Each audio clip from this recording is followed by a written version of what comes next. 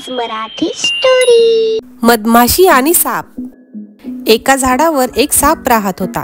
तो झाडावर राहणाऱ्या सगळ्या पक्ष्यांच्या घरट्यातील लहान पिल्ले तसेच अंडी पडवत असे आणि जाब विचारला तर फुस करून अंगावर येई।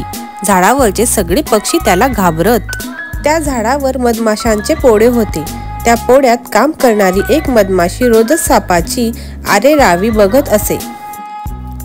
मधमाशीचा सापावर फारच राग होता। एक दिवस सापाने कबुतराची अंडी पडवली।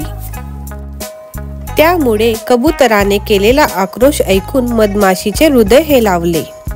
तिने सापाला शिक्षा देण्याचे ठरवले। ती सापाच्या डोक्यावर जाऊन बसली आणि कडकडून दंश करू लागली।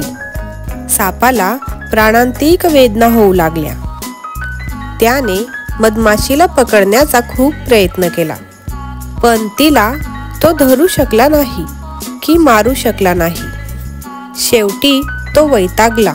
तिकडून एक लाकडांनी भरलेली बैलगाडी येत होती। त्याने आपले डोके गाडीच्या चाकाखाली येईल असे धरले आणि पडून राहिला।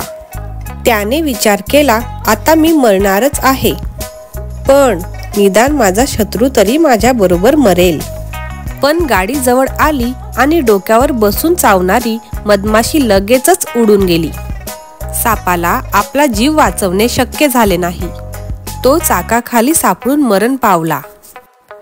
त्यानंतर झाडावर मात्र शांतता नांदू लागली। तात्पर्य: केलेल्या चुकीची कधीतरी शिक्षा मिळतेच।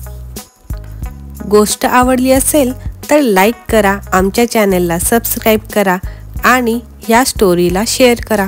Thank you.